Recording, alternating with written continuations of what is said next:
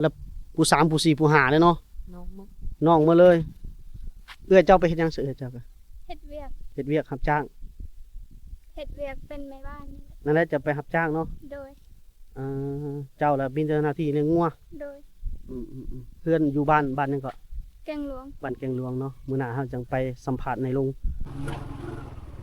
เป็นลุงกันบ่ แม่น ไปลูกก็รถบันนี้พอพี่ยังไม่ได้คืนข้างนะเนี่ยไม่ลงยางละเอาตายบาทนี่เห็นแล้วได้กินดากให้เธอ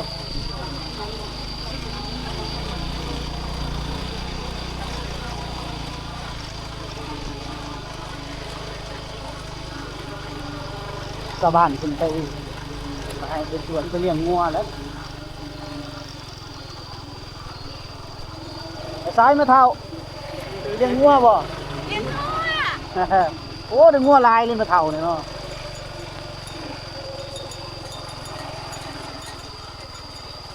จะเลี้ยงงัวป่ะ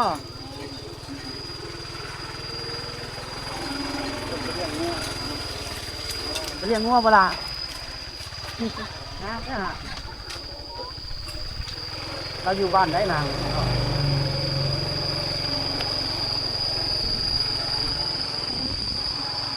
ไป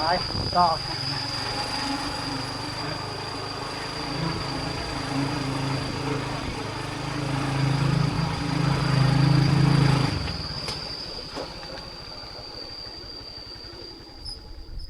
สบายดีสบายดีเด้อยินดีต้อนรับเข้าสู่ช่องบ่าวจอยพาเที่ยวเส้นเก่าเส้นเคยท่านผู้ชมพอๆกันมื้อนี้ก็พาท่านผู้ชมเดินทางเข้าสู่หมู่บ้านชนบทเนาะอีพีก่อนก็เฮาออกจากหมู่บ้านที่ติดชายแดนกับเวียดนามท่านผู้ชมเนาะกับอีพีล่าสุดก็เป็นลุยอันฝ่าน้ำฝนฝ่าน้ำป่าไหลหลากเนาะอีพีนี้เฮาสิเดินทางเข้าหมู่บ้านชนบทคือเก่าท่านผู้ชมแต่ว่าเป็นหมู่บ้านกลางป่าท่านผู้ชมเนาะบ่มีไฟฟ้าท่านผู้ชมสิพาไปชมแต่ละพีในหมู่บ้านเขาเจ้าที่บ่มีไฟฟ้าเนาะหมู่บ้านนี้เขาอยู่กันแบบใดใช้ชีวิตกันแบบใดท่านผู้ชมเนาะมีเด้อเส้นทางเฮาจากป้าเลยป้าแนมเบิ่งเขียวทุ่มมันเป็นอันนั้นท่านผู้ชมเนาะต่อหน้าเฮานี่เป็นไม้ยูคาท่านผู้ชมเนาะเป็นป่าไม้ยูคาเมื่อภูเขาเท่านี้ถูกนายทุนเพิ่นปลูกมายูคาเมื่อจริงๆก็เป็นแหล่งทำมาหากินของชาวบ้านในหมู่บ้านที่บ่มีไฟฟ้าท่านผู้ชมเนาะมีอยู่ 3-4 หมู่บ้านเฮาสิพาไปพี่นี่เขาไปหมู่บ้านแรกก่อนเนาะทีนี้ชาวบ้านเพิ่นแถวนี้มันเป็นภูเขาแล้วก็เขาปลูกมายูคาเต็มมาเลยเนาะไปเดินทางต่อเลยท่านผู้ชมเนาะเรื่องราวการเดินทางสิเป็นใดก็ฝากกดไลค์กดแชร์กดติดตามเด้อท่านผู้ชมผู้ใดเป็นไข่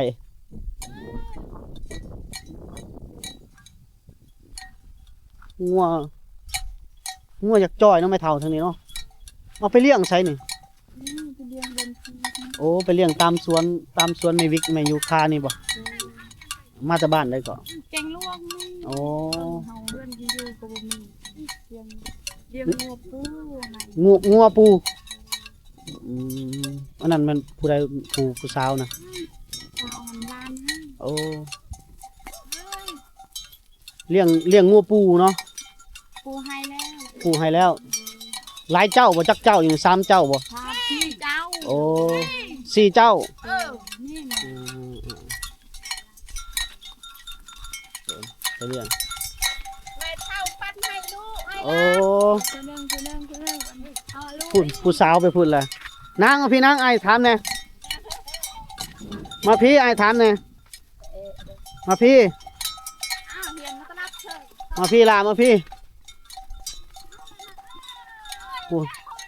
พบสาวงามบ้านป่าไปเลี้ยงงัว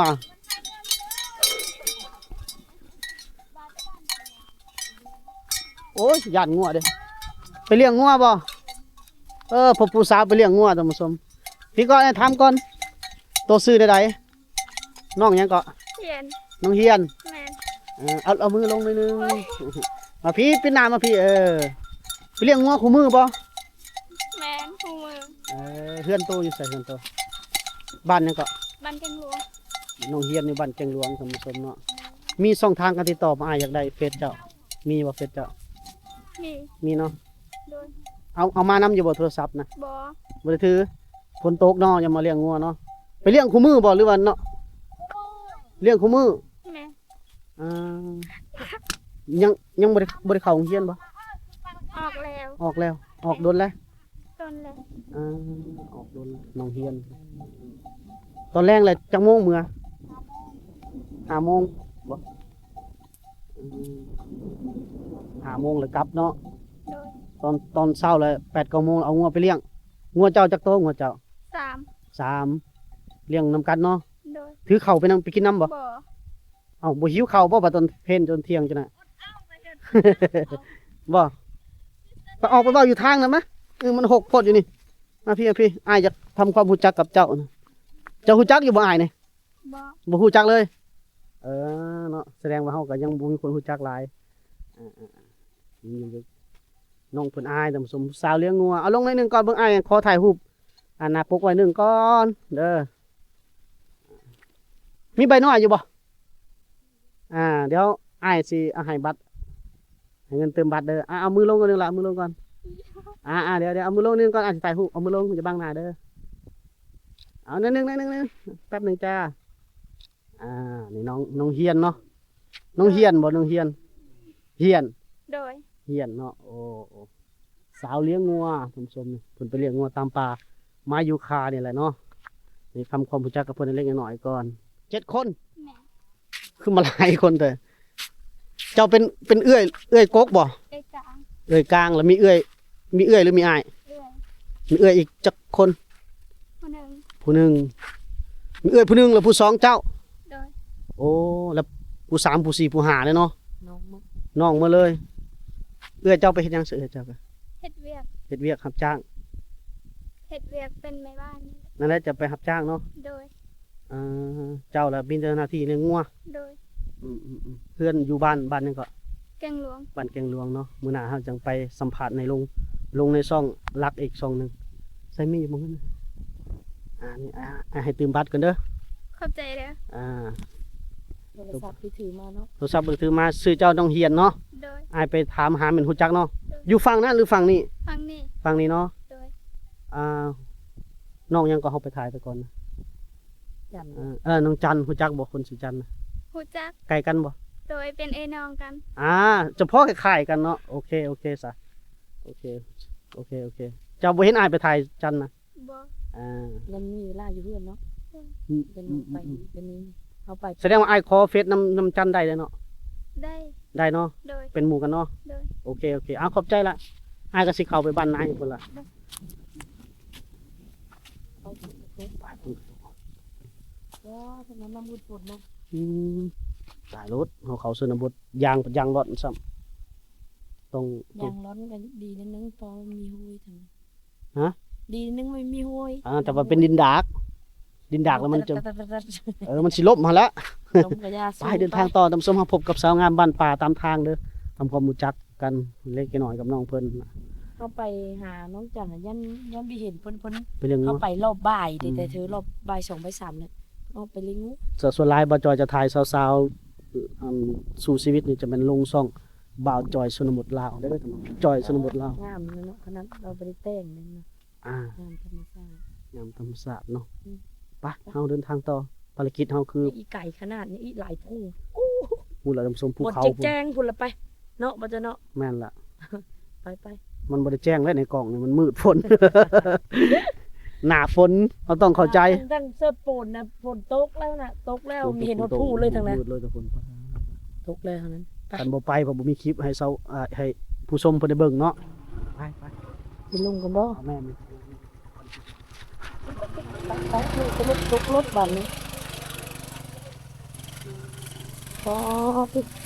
ยังบ่ได้ครึ่งข้างแล้วเนี่ยมันได้ลงยางละเอาตายบาดเฮ็ดน่ะได้น้ำ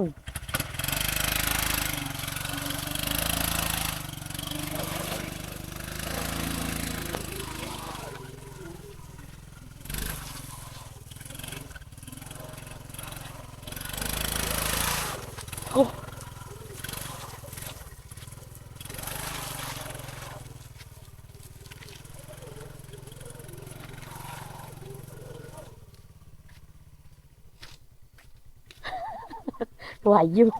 ยังหลายเด้อเว้ยฮะ คนนี้มันจะตกสมโหดแล้ว เดี๋ยวได้บ้านนี้ไปลุยเลยเนาะ นี่แล้วมาหอดแล้ว ไป ถึงทางกลับไปนี่เฝ้าไปใส่ยางน้ ก็จุดจักเป็นโหน ำอย่าหาเห็ดยางรอดบ่รอดได้ บ่รอดก็จัก เมื่อยเฮา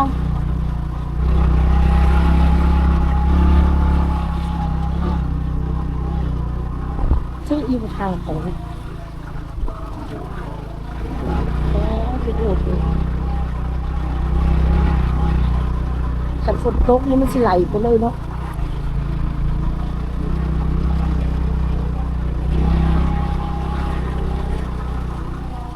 ลงกันบ้างลงเดี๋ยวลงก็ลงเองแล้วเสาไฟขายยาวซ้ำอ๋อที่สตางค์ตกมันได้อ๋อมันไหลไปเรื่อยเนี่ย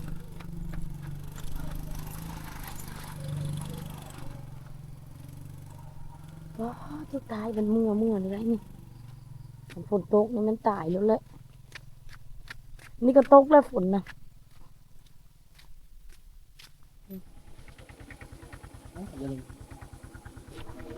อ๋อกลับปลาลุง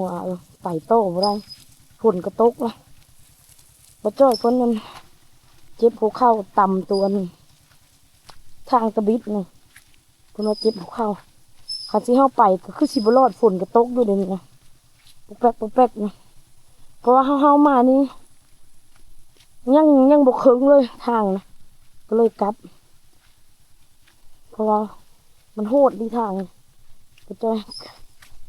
ถึงเราคอยไปว้าวติไหลเลยเนาะเป็นสไลเดอร์เลยเนาะไว้กับมันนั้น กับเพราะว่ามันอีกไก่เนาะ ไก่ ก็ที่จุดเผาเลยหมู เห็นจะจ้างกับมือ ตามได้ดึงแต่ดึงพักดึงเข้าไปเปลี่ยนแผนตอนนี้ยังบ่สายเลย เนี่ยเพราะว่ามันยังอีกไก่เพราะว่าฝนก็ปล่อยมาแล้วนี่นะ 10 กิโล เข้าไปได้ ผมจะพบใส่ซ้ำ ฝนตกอีกนานี่จะพูดขนาดนี้เนาะ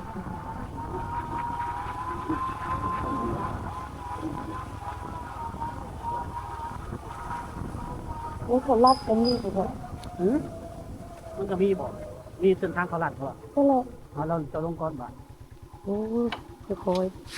มาบ่ เอ้ามันมาแบบนี้เลย ยังฟังนี่หรอวะ ก็เด้เราต่ำตัวนี้แหละสุนีเราเจ็บเราเจ็บอ่ะส่ง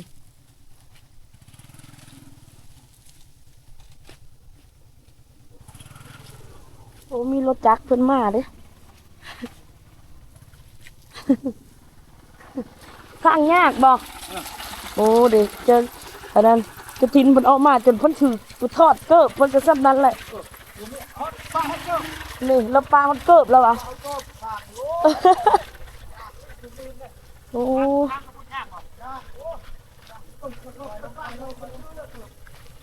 คนจะปลาคนเกิบเลยมึงก็ที่มึงคนลงมาได้นี่นะโอ้เดี๋ยวลงก้อนทางยากโอ้ออกมาตะบันได ปันลึก โอ้มาตะบันปืนคนนั่นให้ลงเอาไปทางหน้าจนถอนเกิบ มาจะบันใดบันคลื่นออกมาทางพี่บันคลื่นคือบ่ออกทางพุ่น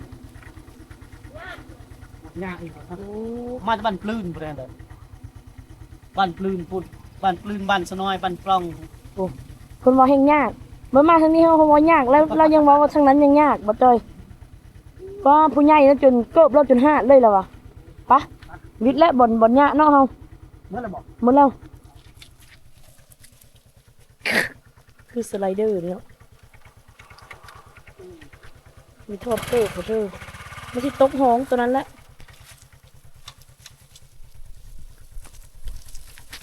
โอ้ยเด้อ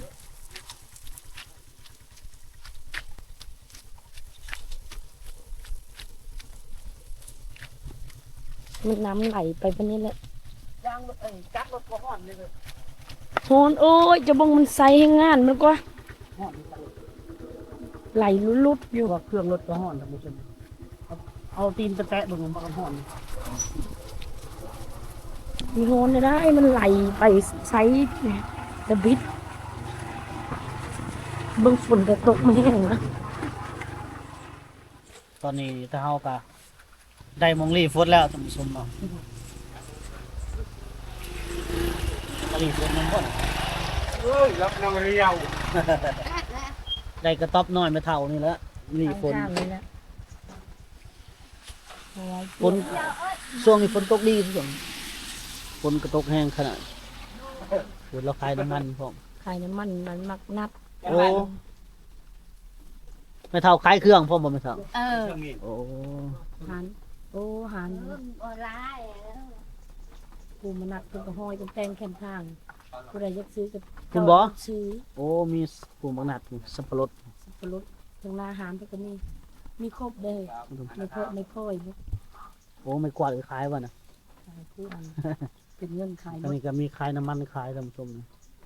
จักตุกตัวใดราคาเนาะ ลูกสาวพันคนละ อันใด มีแม่นโดสิบเพิ่ง 20,000กีบเพื่อเนาะมันเนาะเอารีโฟนก่อนท่านผู้ชม มีเลยก็ไปรอด เปียก บ่แล้วเสือกันฝนก็มี แต่ทางนะติ เนาะอ๋อออกทางดำมาเด้เลยเข้าทางนี้น่ะเส้นทางเข้าท่านผู้ชม5-6 กิโลพุ่นแล้วเข้าไปได้5-6 กิโล5-6 กิโลทางยากเนาะ เปิด เอาพักผ่อนก่อนตุกเท่าไหร่น้ำมันนี่แม่เฒ่า 10,000เนาะโอ้จักขายบ่ได้แพงเนาะประมาณจักไรบุฮอดว่าบ่ได้คือกันท่านผู้ชมจักโอ้จะเปิดห้านขายเครื่องเนาะมีหมักนงหมักนัดไม่เท่าคนขายร้านขายของชำมีกระทิงดอกกระทิงแดงนี่มีหมากไม้พร้อมได้ท่านผู้ชมสับปะรดนี่โอ้โหสดๆจากสวนเลยไม่กวาดก็ขายบ่ได้ลูกบ่ไม่เท่า2 คนอยู่กัน2 เท่าโอ้เปิดห้านขายเครื่องเนาะเนี่ยดีเลยยังได้ทุนขายของขายเครื่อง คุณมาพูดว่ามือปิดมือเปิด เห็นได้จะว่ามือปิดมือเปิดไปใช้ ไปเฮ็ดเชียร์ยามัน โอ้ เชียร์ยาให้ เจ้าก็เฮ็ดให้เฮ็ดมันในการปลูกมันกัน 2 2 เท่านี่ได้ โ โอ้เก่งเติบเนาะสู้ขนาด คันอยู่นึกในคือกินบ่กุ้ม บ่คุ้มบ่ขายแต่เครื่อง บ่ บ่คุ้ม กุ้มบ่มีไผชื่อ บ่มีคนซื้อบ่ คน ชื่อเครื่องชื่อต่อแต่เวียดมาแพงก็ไม่ขายต่อแล้วก็ ซื้อเอามาขายแพงกับบ่ได้อีกเนาะบ่ได้คนบ่ซื้อเนาะเราต้องขายกำไรเล็กๆน้อยๆ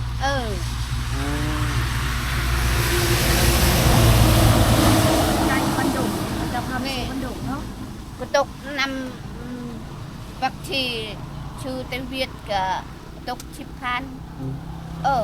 ตกน้อยได้ตกใหญ่ก็ชาวคือกันใหญ่ซำนี้ เช้า เชื่อเฮาขายกี่ชาวช่องพัน โอ้ยเอากำไรน้อยแท้ น้อย เช้าหาบ่ได้บ่ บ่ เออ นุ่งไปแพงอันนั้นก็ตกน้อยเกี่ยว กำไร1,000-2,000กีบเนาะบ่ได้หยังแล้วกำไร2,000กีบนั่นเจ้าค่าน้ำมันรถเจ้าอีกเด้ถ้าสมมุติว่าเจ้าซื้อเช้านี่เนาะ เช้า เช้าเจะขายเช้าหาบ่ได้บ่ บ่ โอ้บ่นั้นกำไรน้อยเลยแม่เฒ่ากำไรน้อยมินโพดก็เคินกำไรมิน ถ้าคอมเมนต์มันมีเยอะไปต่อซื้อมะนี่ซอยเราเลย เอาก็ซื้อยัดใส่กันกระตารถจักหมากซอยเพิ่นหัน ตะคือเจ๊ลูกกุยบ่ น้อยก็ได้เฮา มากเท่าใดมาก เจ๊มาช่อง500มาเจ๊ละบาท โอเค มักนัดมากเท่าใด มากเท่าไหร่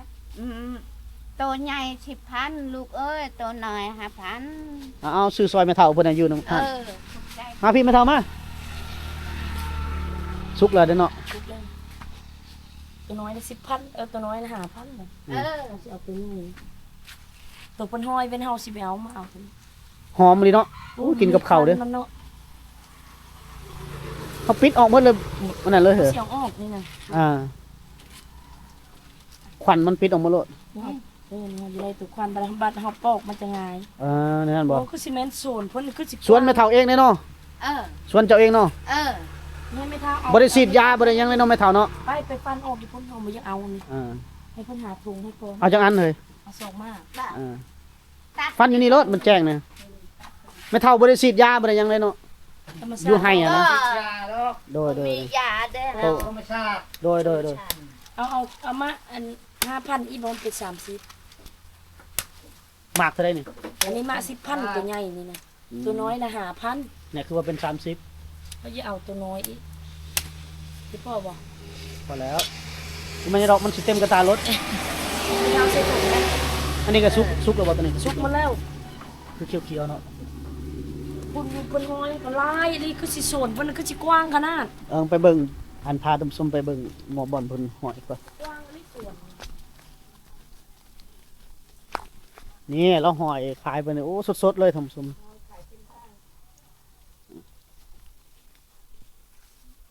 โอ้ยเนาะเฮ็ดให้คนจังฮู้จักเนาะมันต้องมีกระท่อมทั้งหน้าพุ่นนะตามทางเลขเก้าเด้ท่านผู้ชมโอ้ยอยู่พุ่นก็มี ถุงน้อยบ่มีบอก มันต้องหอย มันต้องเฮ็ดกระต๊อบ แล้วก็สิน้ำซีเซิร์กระต้านรถก็ได้ เป็นได้ถุงบ่มีถุงน้อยขุดหนุนซอยเพิ่น หอมมันดีนะ หอมเด้กลิ่นหอม มันได้เฮ็ดนับกวดนี่สุดยอด ๆโอ้กินสดๆโอ้มีหนังพร้อมหนัง ไม่ครบได้หารอย่างเขา หนังควาย นี่ก็เป็นตูดเป็นหนู สองเท่าอยู่กัน2เท่า นี่ ปลา ทงช้ำนี่ ได้แล้ว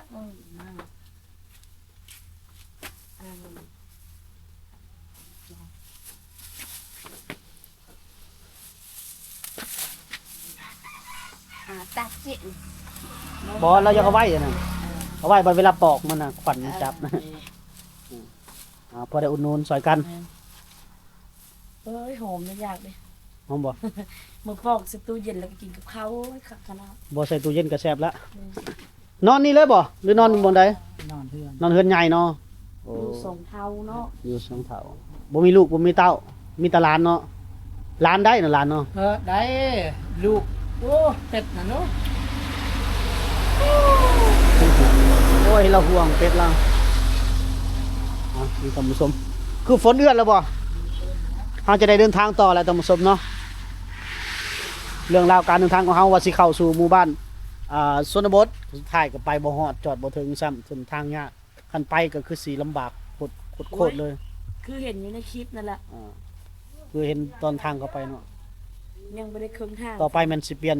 ยางน้ำแล้วบัดนี้ยางน้ำก็แพงๆบ่แม่น เอาบ่มีงบ เส้นหนึ่ง500 บาทพุ่นบ่เปลี่ยนเส้นหนึ่งเปลี่ยนเส้นหลังก่อนไปเดินทางต่อเอาเนาะโอเคท่านผู้ชม EP นี้จบไว้สำนี้ก่อนเด้อว่าสิเข้าไปสู่หมู่บ้านชนบทเฮาบ่ได้เข้าไปฮอดซ้ำจะเข้าเปลี่ยนแผนไปใหม่ติดตามต่อ EP หน้าสำหรับ EP นี้สบายดี ไป Let's go